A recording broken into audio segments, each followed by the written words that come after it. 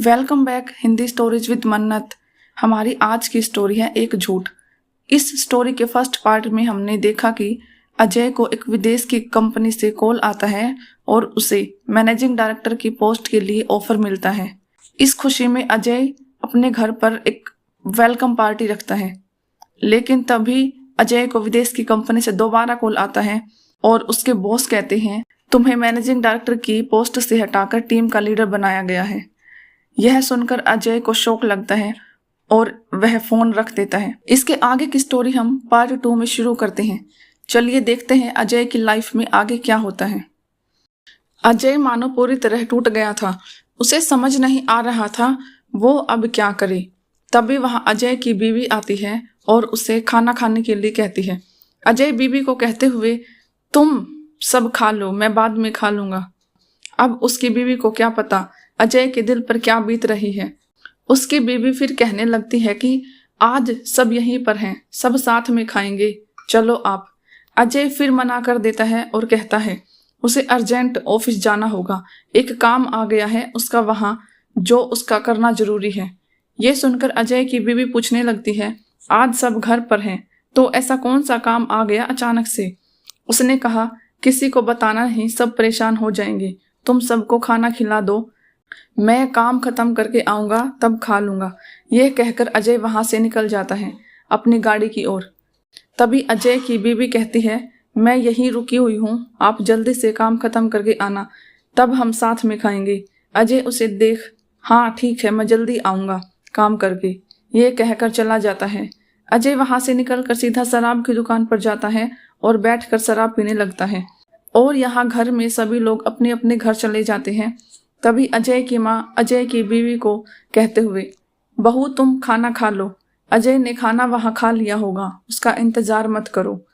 तब अजय की बीवी ने कहा उन्होंने कहा है कि वो जल्दी काम खत्म करके आएंगे और मैंने उन्हें कहा भी है कि मैं आपके लिए रुकी रहूंगी, आप आओगे तो दोनों साथ में मिलकर खाएंगे। ये सुनकर अजय की माँ ने कहा ठीक है, जैसा तुम्हें ठीक लगे, मैं जा रही हूँ सोने। ये बोलकर अजय की माँ और बाकी सब सोने चले गई और अजय की बीवी वहां सोफे पे बैठकर इंतजार करने लगी अजय का। रात के 3 बज गए थे लेकिन अजय घर नहीं आया था और ना ही कॉल उठा रहा था। उसकी बीवी को चिंता होने लगी और वो कॉल पे कॉल किए जा रही थी।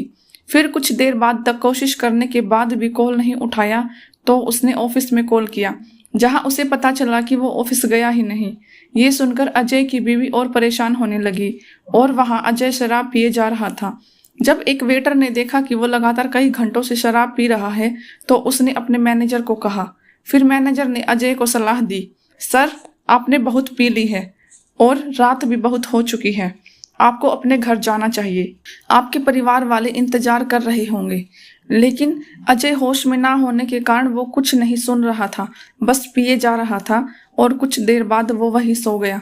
तब मैनेजर ने उसे वहां सोते देखा तो उसने वेटर से कहा वो आदमी जो शराब पी रहा था एक अच्छे घर का लगता है, एक काम करो उसके मोबाइल से उसके घर में कॉल कर दो, वो परेशान होते होंगे और उसे यहाँ से ले जाएंगे।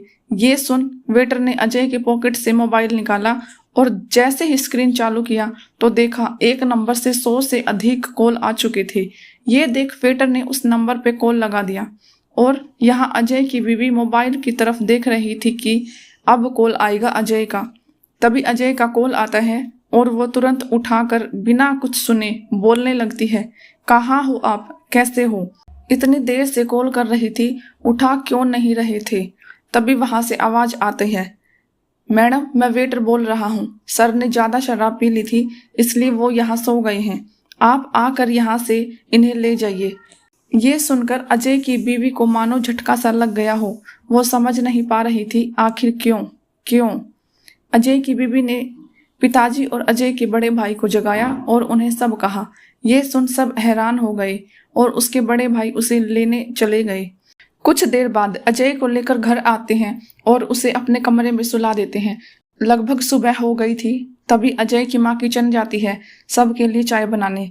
तब वो देखती है खाना सब पड़ा हुआ है। तभी वो समझ जाती है कि बहू ने खाना नहीं खाया और पूरी रात जगी थी।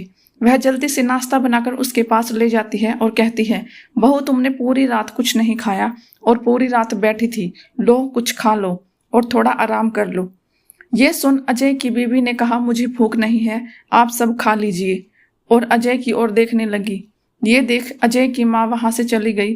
कुछ देर बाद अजय उठता है और वो देखता है कि वो घर में है, तो उसे सब समझ आ जाता है कि घर में सबको पता चल गया है और कोई उसे वहां से लेकर आया और सामने उसकी बीवी बैठी हुई थी। वह उसे कुछ बोलता उससे पहले ही अजय की बीवी वहां से उठकर चली जाती है।